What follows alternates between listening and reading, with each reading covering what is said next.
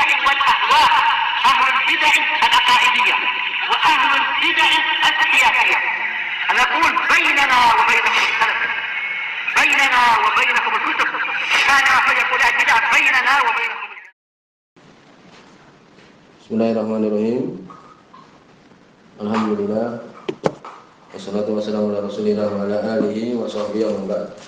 Kita akan meneruskan bacaan kitab Bulughul Maram yang ditulis oleh Al-Hafidz Ibnu Hajar Al-Asqalani rahimahullah taala. Masih di kitab shalah, bab kitab shalah, bab tentang syurut shalah, ini syarat-syarat salat. Sebutkan pada pertemuan terakhir, ini diantara syarat sah salat untuk seseorang bersih pakaiannya, demikian juga tempat sholatnya, demikian juga badannya. Demikian juga disebutkan bahwa afdal adalah memakai sandal ketika sholat.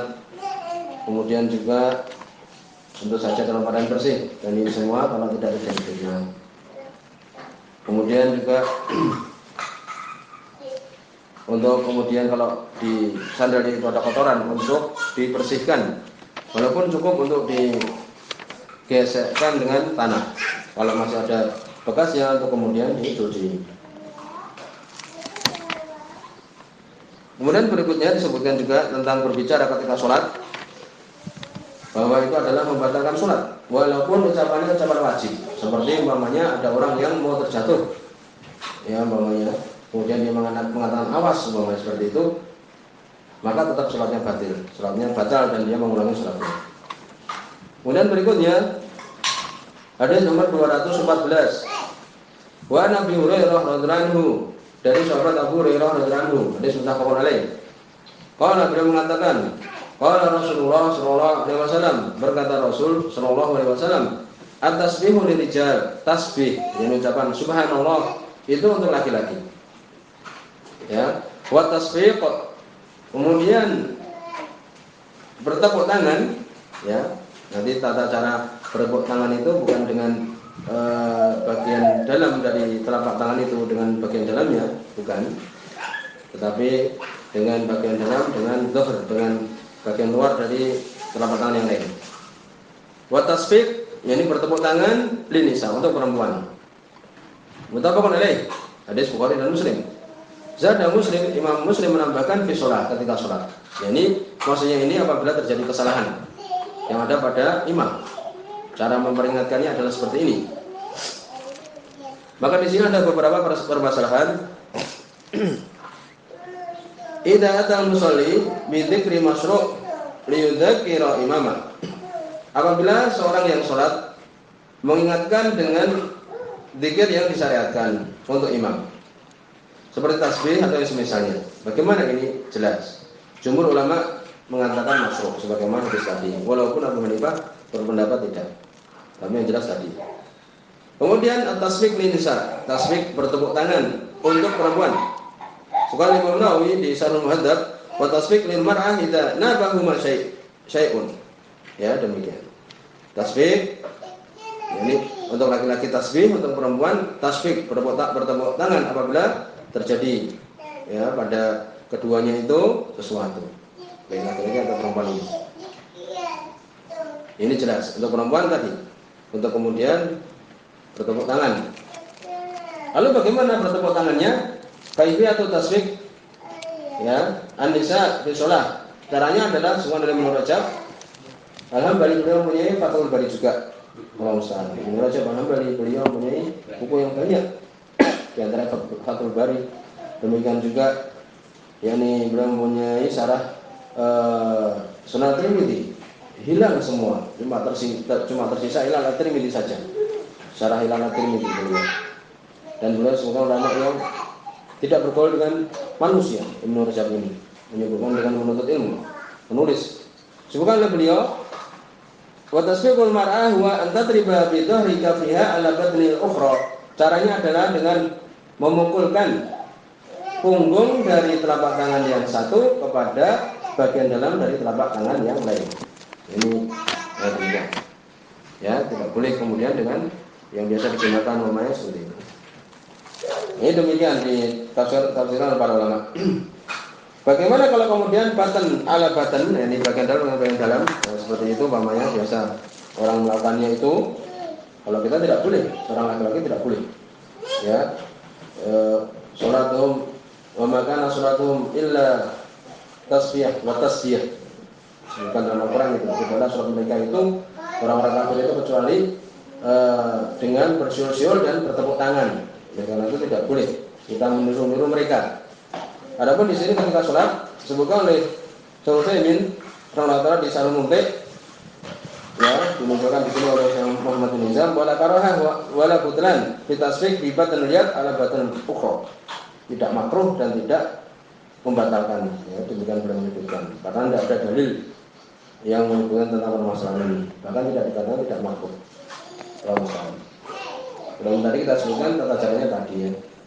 Tapi disebutkan juga di sini oleh Syekh Utsaimin tidak makruh kalau seperti biasa yang kita ketahui itu. Kemudian disebutkan juga apakah perempuan bertasbih apabila tidak ada laki-laki, ya ini cuma perempuan saja.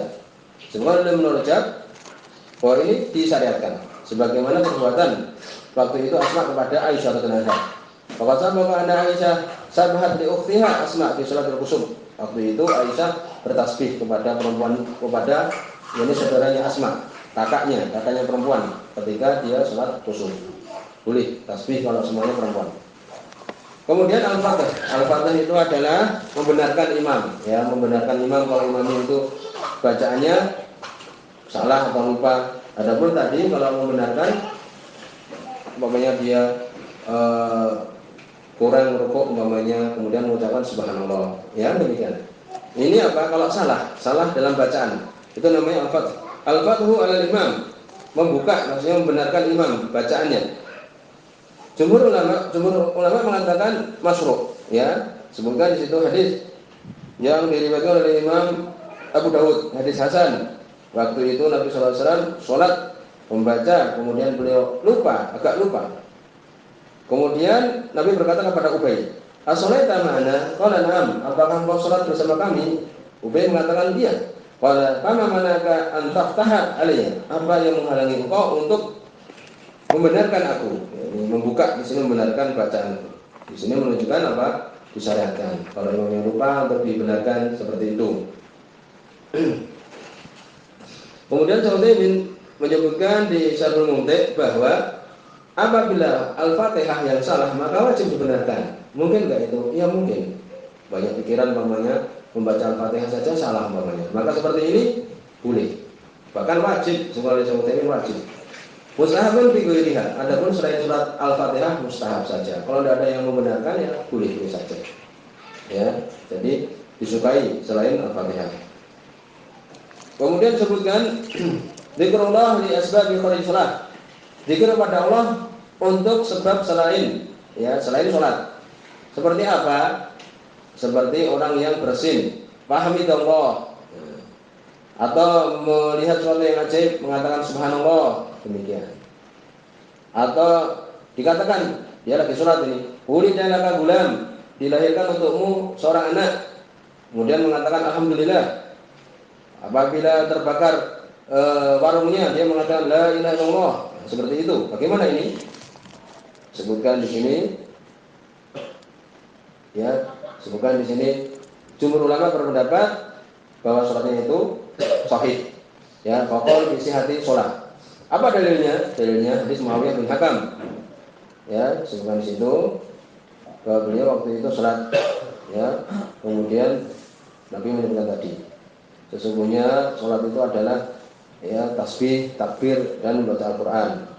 Demikian juga hadis Sahal bin Sa'ad, ya, waktu itu disebutkan Nabi SAW beliau sholatnya terlambat, kemudian Abu Bakar sudah sholat mengimami, kemudian kemudian mundur, ya, kemudian ingin mundur Abu Bakar itu, kemudian Nabi mengisyaratkan an makanak, diam saja kamu di situ dengan isyarat Nabi. Farafa yadayhi Abu Bakar mengangkat kedua tangannya, fahamidallah, kemudian mengatakan alhamdulillah wa asna alaihi, dan muji Allah Subhanahu wa taala. Lihat ini, Abu Bakar mengatakan alhamdulillah wa asna alaihi. Ya, demikian. Jadi di sini boleh. Kalau dia tetap zikir. Tetap dia itu zikir, disebutkan bahwa itu boleh. Wa qala jumhur al-ulama faqalu bi sihhati shalah, mengatakan bahwa salat itu adalah sah. Li'anna hadzal kalam jinsuhu masyru'un fi shalah, karena jenisnya itu jenis yang disyariatkan di dalam salat. Kan alhamdulillah kan ada di dalam salat itu. Demikian disebutkan. Allah musta'an. Jadi kalau ada orang mengabari kamu mempunyai anak laki-laki, ketika dia lagi sholat, kemudian dia mengucapkan alhamdulillah, ini tidak batal sholatnya. Allah musta'an. Disebutkan seperti itu. Karena itu jenis dari sholat. Ini ya disebutkan seperti itu. Kemudian berikutnya hadis nomor 215 dari tentang permasalahan menangis ketika sholat, demikian juga tertawa ketika sholat. Wa an Mutarrib bin Abdullah bin Asy-Syikhir an abihi Abdullah bin Syikhir qala ya radhiyallahu anhu, beliau mengatakan ra'aitu Rasulullah sallallahu alaihi wasallam yusolli. Di sahih ini beliau mengatakan aku melihat Rasul sallallahu alaihi wasallam beliau salat. Wa fi sadrihi, dan di dadanya itu azizun ka azizir mirjal minal buka, disebutkan di Nihayah Ibnu Katsir, beliau buku yang bagus ini, Qoribul Hadis, yakni lafaz-lafaz yang qorib, yang asing, maka beliau menyebutkan maknanya itu Al-Nihayah. Al-mirjal itu adalah al-ina alladhi yughla fihi al-ma', tempat air yang digunakan untuk memasak air. Berarti seperti apa? Seperti yakni itu panci atau apa itu? Ceret yang digunakan untuk masak air itu. Ceret yang digunakan untuk masak air itu mirjal. Sama saja dari besi ataupun dari yakni tembaga atau semisalnya, ataupun dari batu. Ini demikian. Maka di sini keluar di dada Nabi sallallahu alaihi wasallam suara seperti gelagaknya ceret yang digunakan untuk masak air ketika mendidih. Minal buka, kenapa? Karena menangis. Ya, karena menangis. Hadis ini sahih. Akhrajahu al-khamsah, dikeluarkan oleh yang 5. Ini Imam Ahmad, Abu Dawud, Tirmidzi, Nasa'i, demikian juga Ibnu Majah. Ila Ibnu Majah, kecuali Ibnu Majah. Wa sahahu Ibnu Hibban, disahkan oleh Ibnu Hibban. Hadis ini sahih. Berarti ini menunjukkan bahwa Nabi sallallahu alaihi wasallam beliau salat kemudian sampai menangis. Bahkan seperti suara gelagaknya seseorang ketika memasak air itu.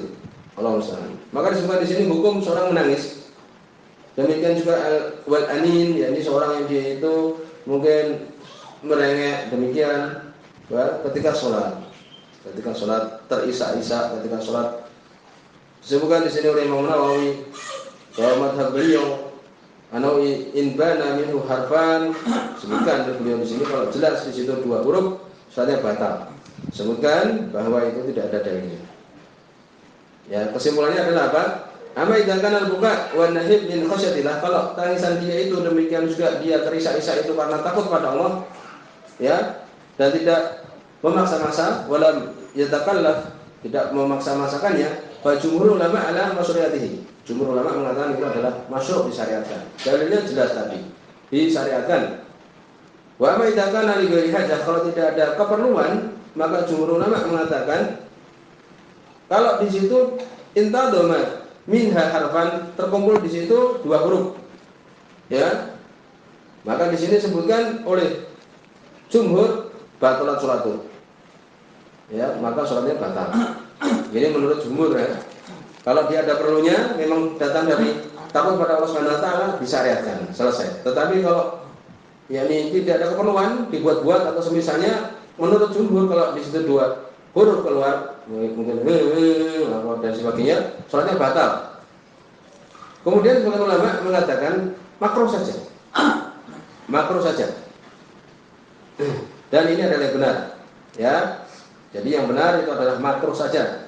Wa hadza wa sahih, dan itu pendapat Syaikhul Islam Ibnu Taimiyah, ya, demikian juga yang lainnya, demikian juga Syekh Muqbil rahimahullah. Wa ini tandama min harfan, ya, hadza laysa min jinsil kalam. Ini bukan termasuk ucapan. Kalau dibuat-buat, ya, maksudnya makruh saja. Tapi kalau dia itu muncul dari rasa takut pada Allah Subhanahu wa taala, disyariatkan. Hadisnya jelas sekali. Hadisnya jelas. Jadi apa yang disebutkan Imam Nawawi itu Kalau di situ 2 huruf maka sholatnya batal, wallahu alam kurang tepat. Akan jumhur mengatakan bahwa disyariatkan. Yang batal itu sebagian menganggap batal itu kalau 2 huruf. Tapi yang benar adalah tidak batal juga. Kemudian at-tauhid, permasalahan tertawa ketika sholat. Disebutkan di sini oleh Ibnu Munzir di Al-Awsat, wa ajma'u anna at-tauhid fi shalah yufsidu shalah. Jadi sepakat bahwa tertawa ketika sholat itu merusak sholat. Paham ya? Berarti sholatnya adalah apa? Sholatnya batal. Demikian juga al-qahqahah, yakni terbahak-bahak ketika sholat itu. Ya, maka seperti ini sholatnya adalah batal, menghilangkan kekhusyuan yang ada padanya.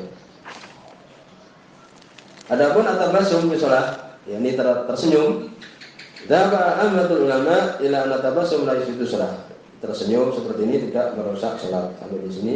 Subhanallahumma wa bihamdika, asyhadu an la ilaha illa anta, astaghfiruka wa atubu ilaik.